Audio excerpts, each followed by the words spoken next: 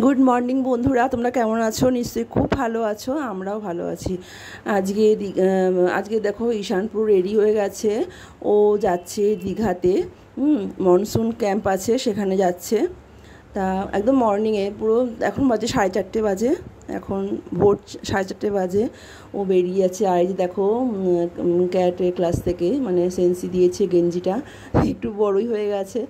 বলছে মা কেমন লাগছে দেখো। যাক, সব বাচ্চারা যখন পড়বে তখন নিশ্চয়ই খুব ভালো লাগবে।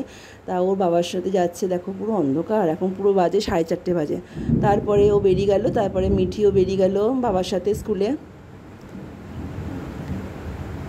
আজকে 15ই আগস্ট। কিন্তু এই ভিডিওটা যখন তোমরা দেখতে পাবে অনেকটা দেরি করে দেবো, কারণটা হচ্ছে ঈশান যখন আসবে আমি চাই ওই দু একটা ভিডিও অ্যাড করব এর সাথে, করে তারপরে আমি ছাড়বো, ঠিক আছে? 15ই আগস্ট আমি যেহেতু মুখে বলছি, ওই জন্য আমি বলে দিলাম আগে থেকে, তোমাদের দেরি করে একটু ছাড়বো। তা মিঠি বেরিয়ে পড়লো বাবার সাথে। আর সত্যি বলতে কি, ক্যাম্পে যে ঈশান গেল, আর আমার খুব ভালো লাগে ক্যাম্প। কোনো ক্যাম্পে গেলে যেটা বিশাল একটা অন্যরকম একটা আনন্দ, অন্যরকম একটা আমিও প্রচুর করেছি, কারণ আমি তো যোগাসন করতাম, বাইরে বাইরে ডিস্ট্রিক্ট করতাম। হ্যাঁ, যার জন্য আমি চাই যে ওই সব ভিডিও দিয়ে একটা ভিডিও রাখি। আর দেখো মিঠি দেখো বেরিয়ে পড়েছে, স্কুল থেকে বেরিয়েছে, তখন ওর বাবা একটা ভিডিও করে নিয়ে এসছে। আর বাজার থেকে মিঠির বাবা খাবার নিয়ে এসছে, সব খাওয়া হলো, টিফিন খাওয়া হলো। আর আজকে রান্নার মধ্যে দেখো ভাত করেছি, মানে করেছি বলতে আমি করিনি, দিদি করেছে।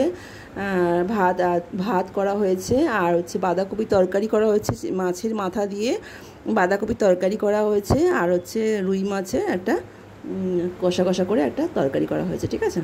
এটা হচ্ছে আমাদের দুপুরের মেনু।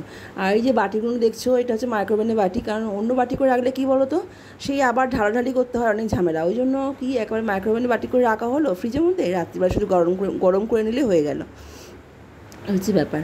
আর যেটা বলছিলাম ক্যাম্পের কথাটা, কারণ আমি প্রচুর ডিস্ট্রিক্ট করেছি, ক্যাম্প করেছি, আমার ভীষণ ভালো লাগে। আর আমি চাই ওই ভিডিওগুলো তোমরাও দেখো, কি ভালো লাগছে দেখো। সবাই দেখো একই ড্রেস পরে দাঁড়িয়ে আছে, ক্যারাটে করছে। হ্যাঁ, মানে আমার যেহেতু যাওয়া হয়নি, মিঠিকে নিয়ে গেলে তো আমাকে যেতে হতো, তা এবারটা একটু মিস হয়ে গেল।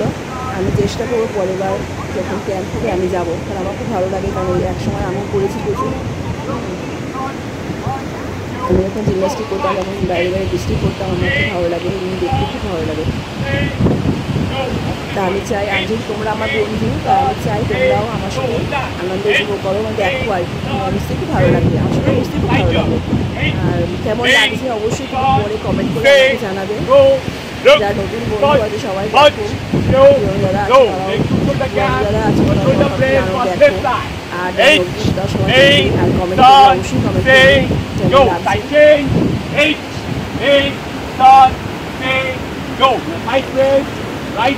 ঈশানে তো যাওয়া হয় না, ক্যাম্প করাই হয় না বলতে গেলে, কারণটা হচ্ছে ও টাইমই পায় না, ও যেহেতু ও তো ইঞ্জিনিয়ারিং করছে ইউকেসি কলেজে, ও টাইমই হয় না। আমার টাইম ভালো লাগে, নিশ্চয়ই খুব ভালো লাগে। যা বলছি মা, আমার খুব ভালো লাগে, জানা হয় পরের বার আমি যেতে পারবো কিনা।